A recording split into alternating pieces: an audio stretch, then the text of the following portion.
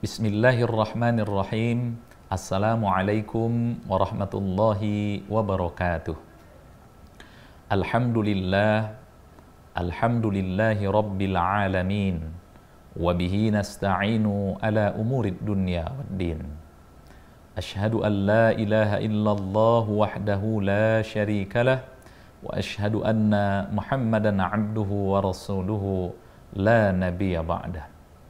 Allahumma salli ala sayyidina Muhammad wa ala alihi wa ashabihi wa man tabi'ahum bi ihsanin ila yaumiddin, amma ba'd.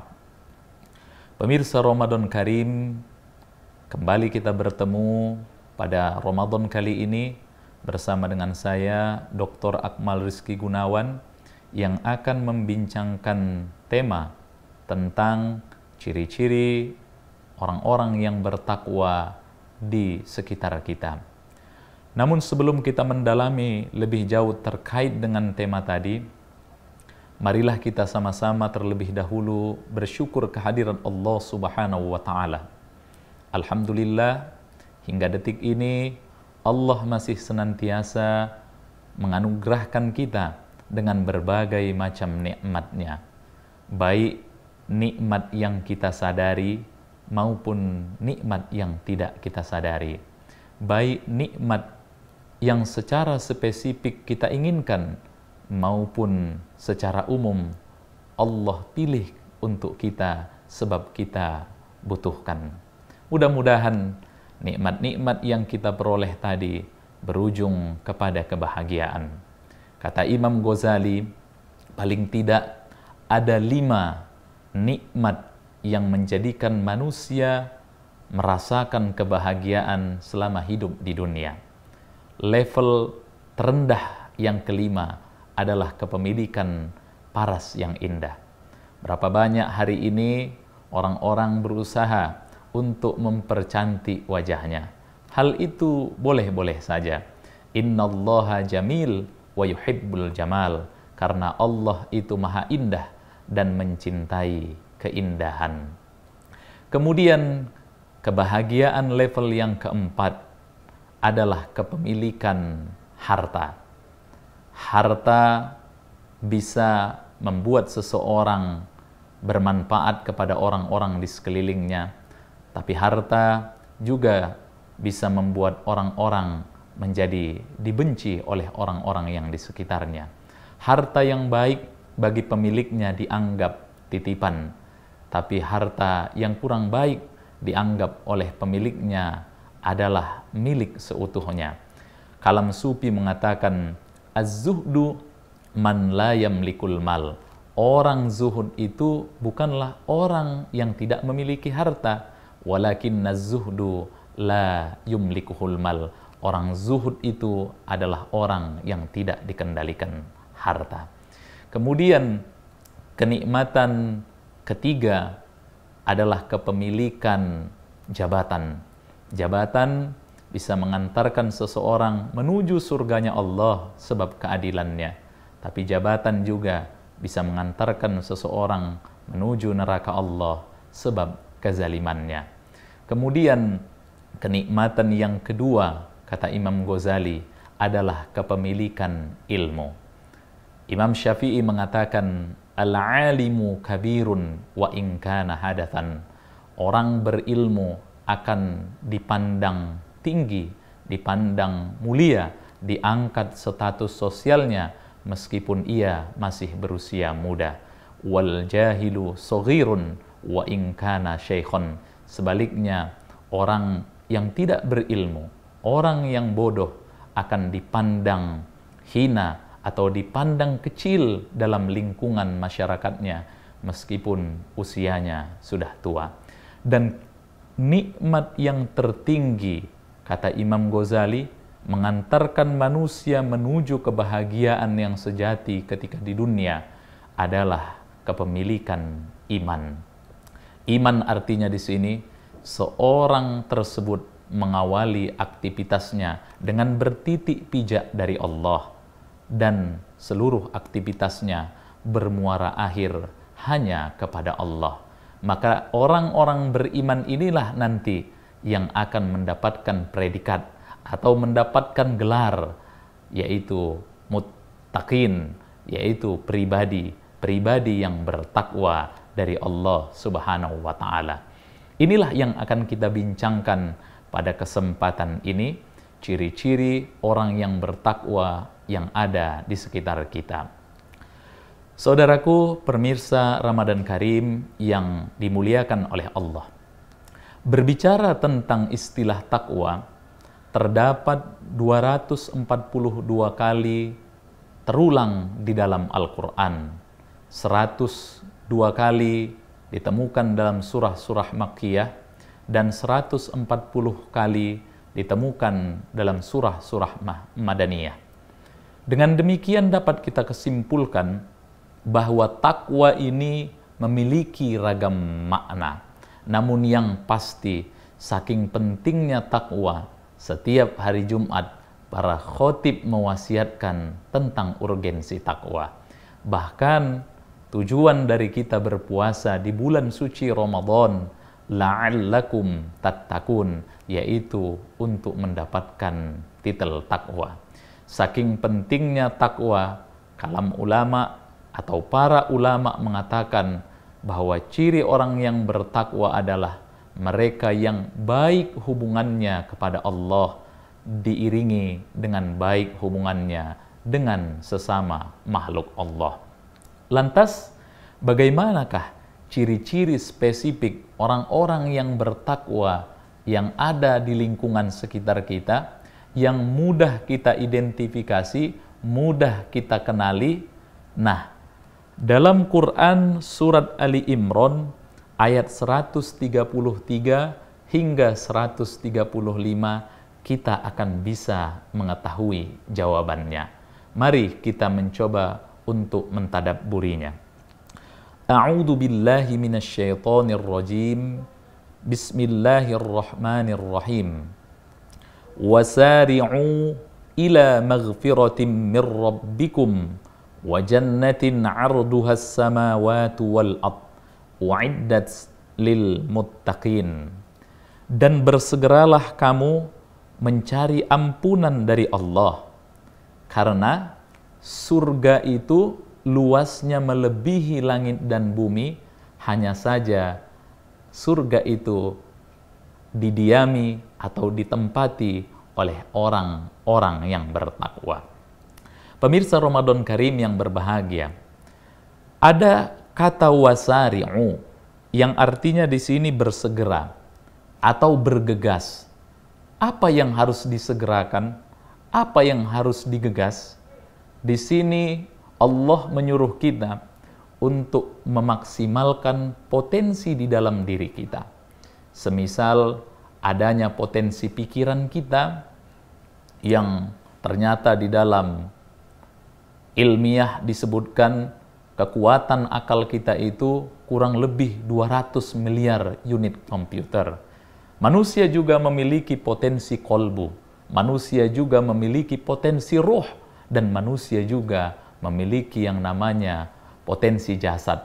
Potensi inilah yang diperintahkan Allah untuk bisa kita berbuat kebajikan dan berbuat ketaatan sehingga nanti kita masuk ke dalam surganya Allah Subhanahu wa Ta'ala.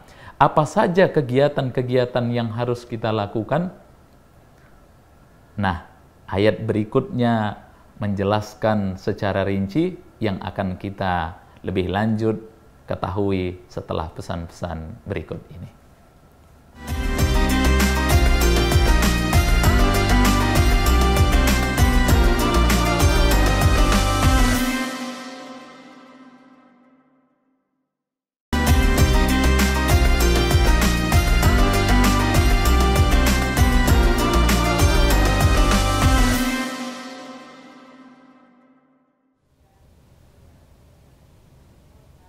Kembali kita di Ramadan Karim untuk melanjutkan ayat yang tadi telah dibacakan.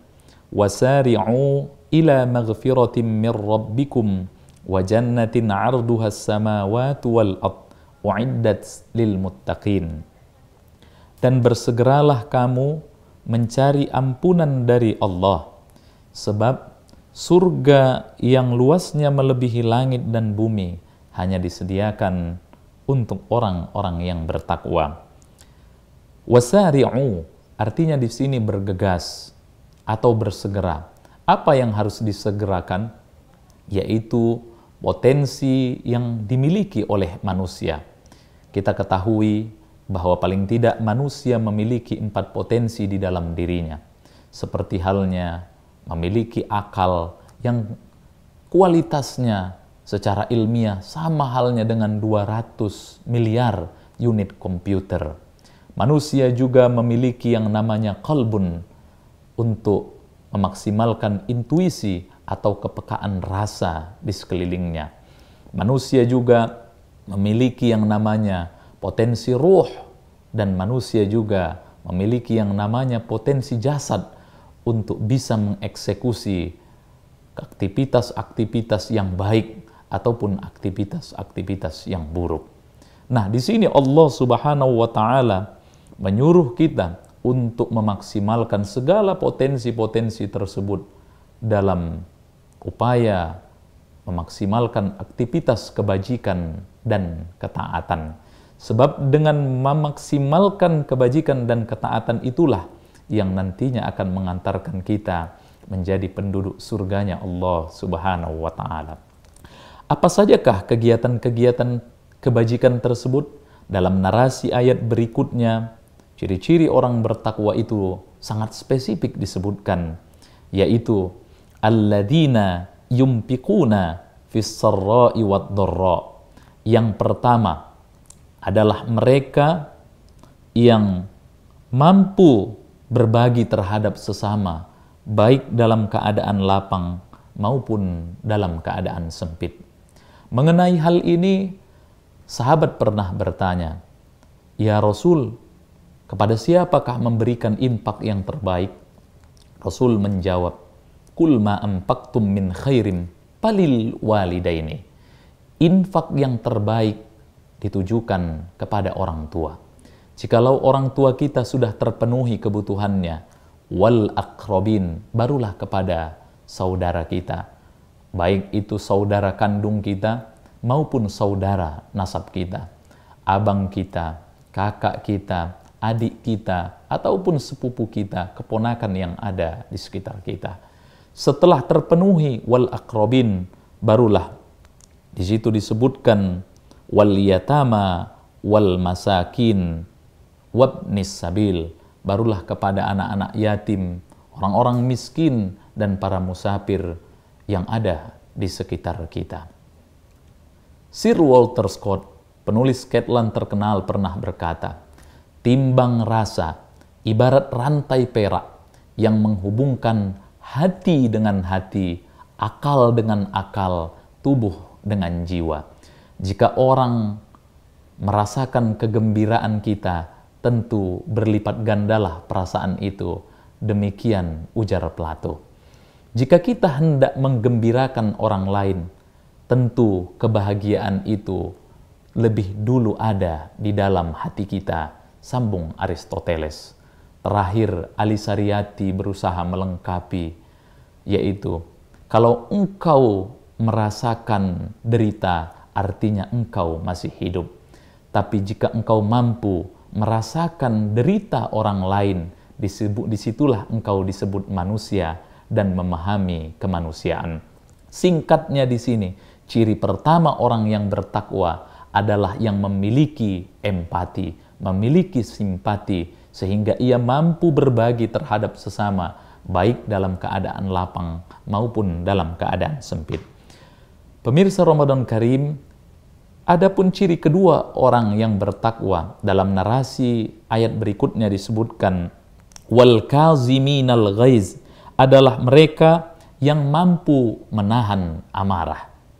Pemirsa Ramadan Karim, ada 2 istilah marah di dalam Al-Quran.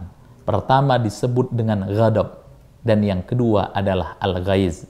Jika disebut ghadab adalah marah yang terekspresi secara langsung lewat ucapan dan tindakan. Hanya saja ghadab di sini mudah meredanya. Artinya dia cepat marah, tapi cepat meredanya.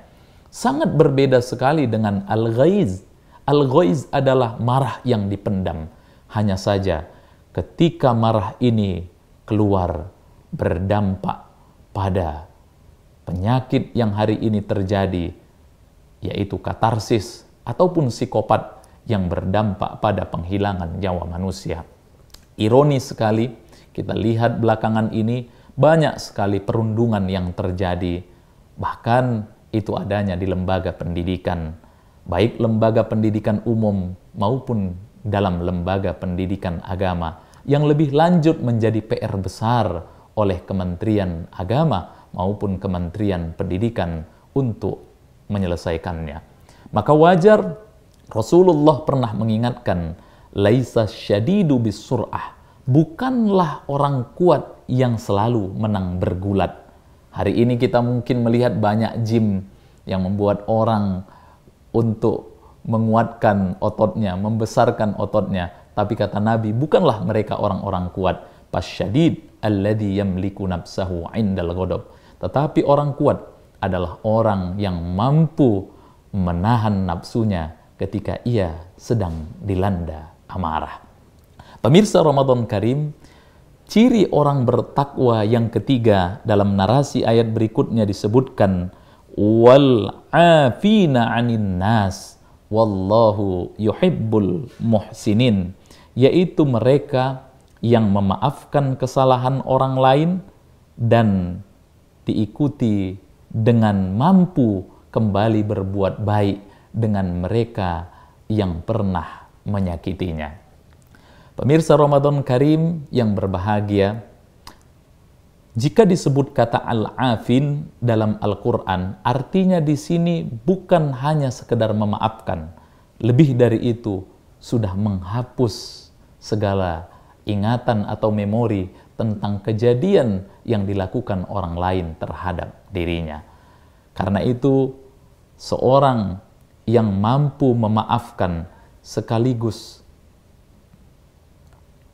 bisa kembali dekat dengan orang-orang yang pernah menyakitinya, dilanjutkan dalam narasi ayat berikutnya, yaitu wallahu yuhibbul muhsinin.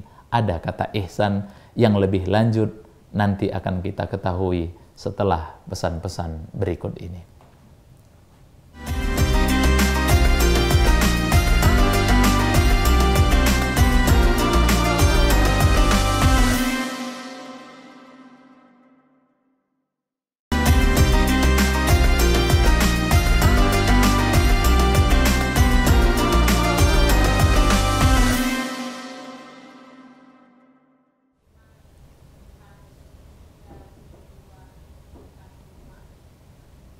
Pemirsa yang berbahagia, kembali lagi di Ramadan Karim, kita melanjutkan ciri-ciri orang bertakwa yang ketiga, yaitu wal'afina anin nas wallahu yuhibbul muhsinin, yaitu orang-orang yang mampu memaafkan kesalahan orang lain sekaligus mampu berbuat kebajikan kepada orang yang pernah menyakitinya itu.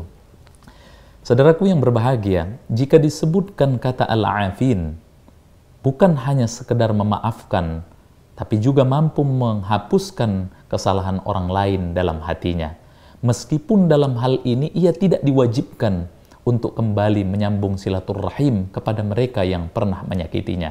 Maka wajar dalam narasi ayat berikutnya disebutkan, wallahu yuhibbul muhsinin. Ada kata ihsan di dalamnya. Artinya level tertinggi dari orang yang memaafkan adalah mereka yang mampu kembali menyambung silaturahim dengan mereka yang pernah menzaliminya. Kalau dalam istilah sabar, orang-orang ihsan ini sudah pada level tertinggi, yaitu sabur. Kita mengetahui dalam Al-Quran ada 3 level sabar. Yang pertama sobir, ketika dia diganggu, dia mampu membalasnya setimpal dengan apa yang orang lain buat terhadapnya. Kemudian level kedua adalah masobir, orang mengganggu dirinya, dia tidak membalasnya, tapi dia tidak melupakannya dan menjauhi orang yang menyakitinya. Sedangkan level tertinggi yaitu as-sabur, meskipun dia disakiti, tapi dia tetap menebarkan energi kebajikan dan silaturahim kembali kepada orang yang pernah menyakitinya itu. Karenanya kalam ulama pernah mengatakan, kun kasyajar, jadilah kalian seperti pohon, yarmihimun nasa bil hajar, meskipun manusia melempari pohon itu dengan batu, wa yarmihim bithamar, tapi pohon itu membalasnya dengan buah-buahan. Dan yang terakhir, ciri-ciri orang bertakwa disebutkan, walladzina idza fa'alu fahishatan aw zalamu anfusahum dzakarullaha fastaghfaru lidzunubihim, yaitu mereka yang apabila mengerjakan perbuatan keji atau menzalimi dirinya sendiri, mereka langsung mengingat Allah dan memohon ampun atas dosa-dosanya. Pemirsa Ramadan Karim, ada perbedaan antara zulmun dengan fahisyah. Jika disebutkan kata fahisyah merupakan dosa besar yang berdampak pada orang lain, semisal korupsi, zina, ataupun riba. Sedangkan zulmun adalah dosa besar atau kecil yang tidak berdampak pada orang lain, seperti halnya syirik, hasad, riya. Nah, menariknya di sini seakan-akan Allah mengetahui secara fitrah manusia itu berpotensi terjerumus dalam dosa zulmun ataupun fahisyah. Hanya saja Allah tetap memberikan kesempatan kepada kita untuk kembali dekat kepadanya. Hal inilah nanti sejalan dengan apa yang dialami oleh Nabi Adam dalam Quran surat Al-A'raf ayat 22.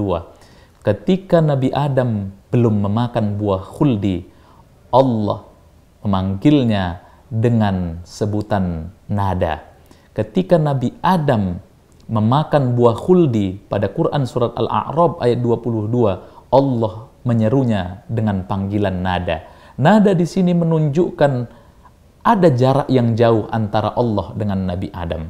Namun berbeda halnya ketika Nabi Adam belum menyicipi buah khuldi. Dalam Quran surat Al-Baqarah ayat 35, Allah memanggil Nabi Adam dengan sebutan qala, yang menunjukkan betapa Nabi Adam sangat dekat dengan Allah Subhanahu wa taala. Lantas bagaimana ketika manusia sudah larut dalam keadaan fahisyah atau zulmun di dalam dirinya? Nabi tetap mengabarkan, lau amiltum al-khotoya hatta mala'atis sama'i wal ard thumma nadimtum pataballahu alaikum. Jika engkau telah berbuat dosa, bahkan dosamu itu memenuhi langit dan bumi, tapi ketika itu engkau menyesal, maka Allah akan menerima taubatmu dan bersedia kembali dekat denganmu. Pemirsa Ramadan Karim yang berbahagia, sebagai penutup kita bisa menyimpulkan istilah takwa menyangkut hubungan manusia dengan Tuhan, tetapi implikasi nilai-nilai takwa tersebut akrab sekali dengan nilai-nilai kemanusiaan. Seperti misalnya, orang bertakwa adalah orang yang memiliki simpati, memiliki empati. Dia tidak kikir terhadap sesamanya.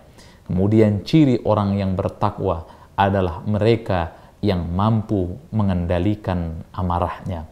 Kemudian mereka yang mampu memaafkan orang lain, bahkan sanggup kembali berteman dengan mereka yang menyakitinya. Dan yang terakhir keempat, yaitu mereka yang mampu mengingat Allah setelah melakukan dosa kepada Allah Subhanahu wa taala. Pemirsa Ramadan Karim, mudah-mudahan apa yang tadi saya sampaikan bisa bermanfaat, dan semoga bulan suci Ramadan ini menjadi momentum kepada kita untuk mempersiapkan diri, untuk melatih diri menjadi orang-orang yang berkepribadian la'allakum tattaqun, yaitu pribadi-pribadi yang bertakwa. Semoga kita mampu membumikannya. Nasrum minallah wa fathun qarib wa basyiril mu'minin. Assalamualaikum warahmatullahi wabarakatuh.